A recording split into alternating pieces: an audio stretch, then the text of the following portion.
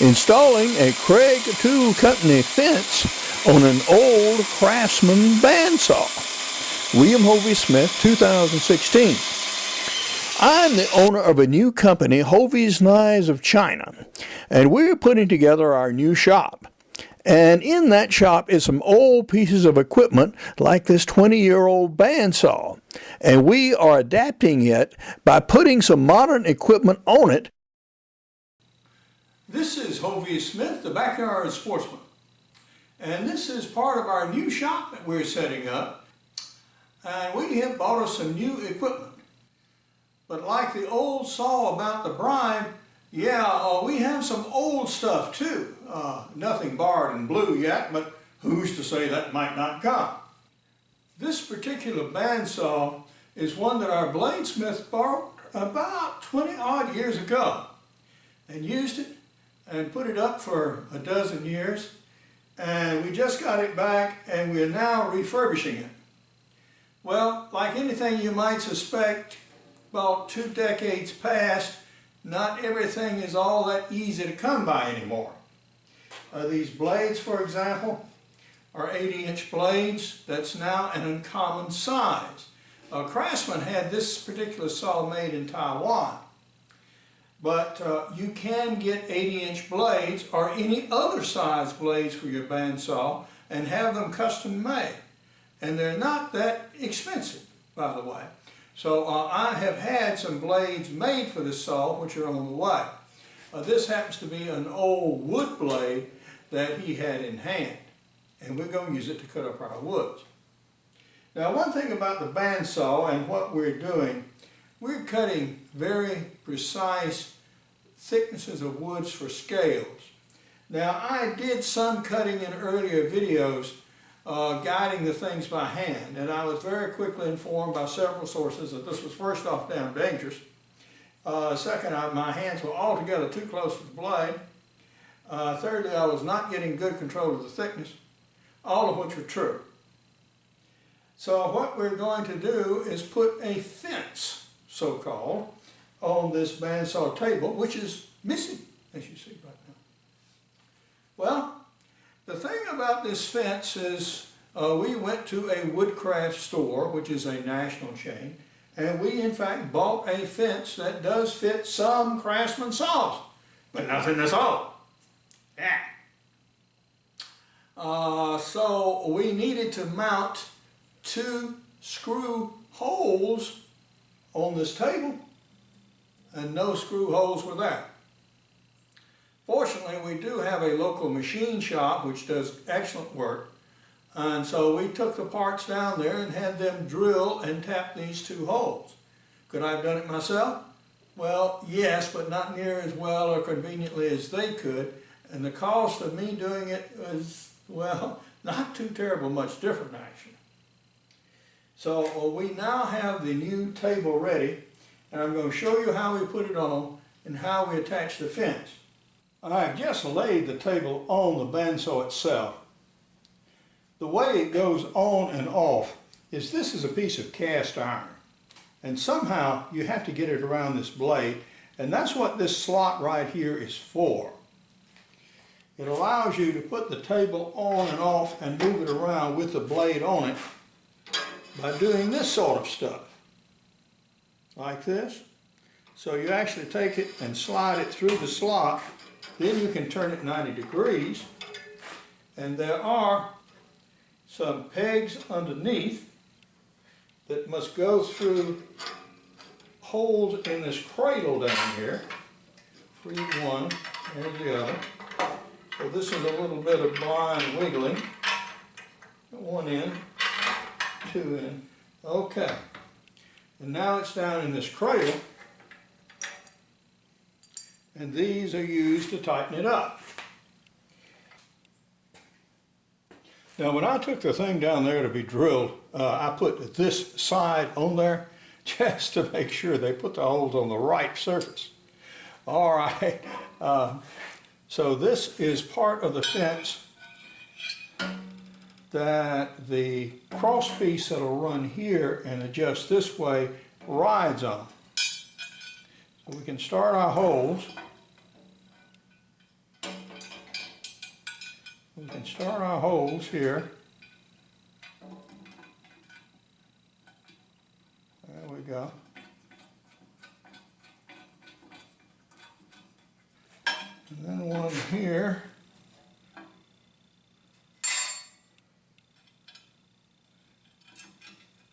Because Kreg makes these for a variety of modern bandsaws, they do give you some choices so far as placing the holes. The more modern bandsaws look a little different from this. This is very much the traditional design used, even back before World War II. But the modern ones are a little bit different shaped as a rule.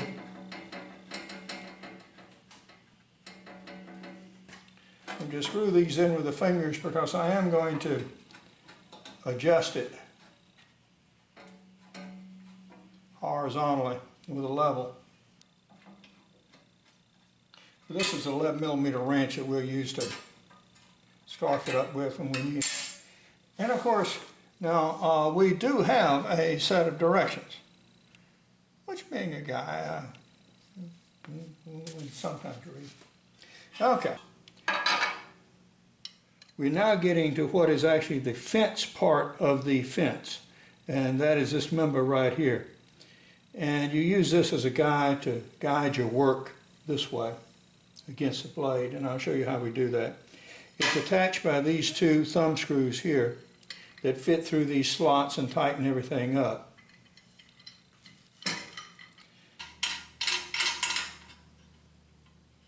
Now your rail is attached. So you can move it this way.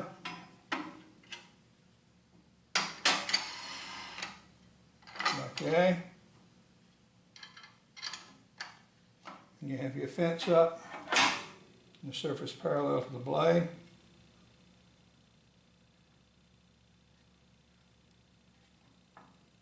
Tighten your screws down. There's a piece of tape that you put in right here, so you can actually measure in inches. So I'm going to install that in just a bit. But that is basically the rail. Got friction on it here.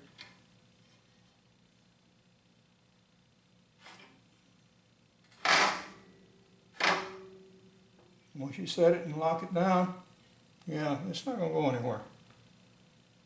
One of the little niceties of the assembly is they do give you a piece of tape here so you can measure exactly what your dimensions are. If you want to cut an inch or a half inch or 3/8, you know exactly what you're cutting. And this is a piece of metal with adhesive on the back. And I would trust it's a pretty good adhesive. So you index it to one side. I've already trimmed it up. Come down as close to the end as you can get and lay it down in the trough here. Then put even pressure across the top to seat it firmly all the way down. And that way you get that nice strip in there. Now, we have some issues with level that we can address at this stage too. This needs to move a little bit. We've done our adjustments. We have the table level in this plane here. It's not level in this plane, however. That we'll have to adjust with the legs. But the bottom of the fence here is equidistant from the top of this table, which is the critical thing. Now, you'll need room for any cuttings and dust and splinters and anything else to clear under here, I would think. So I believe we just about got it right. So this will move to loosen it up. You can move it to where you need it to be, adjust it wherever you want right here. Keep track of exactly where you cut, put your wood in, raise this to the proper gap here so that your wood will clear, and proceed to cut.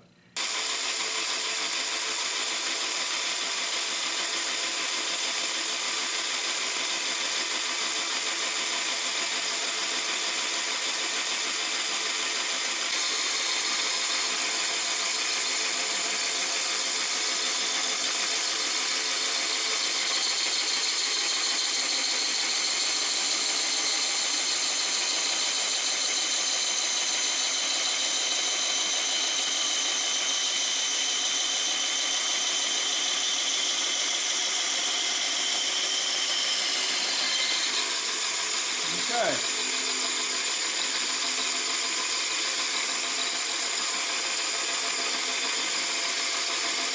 Now that gave a much better looking cut.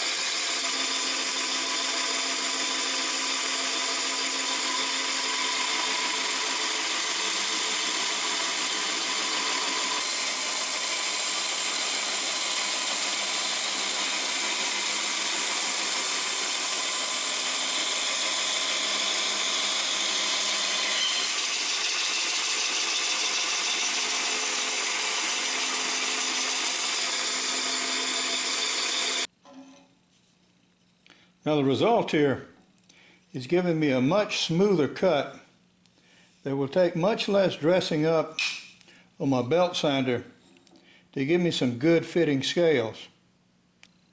I like it.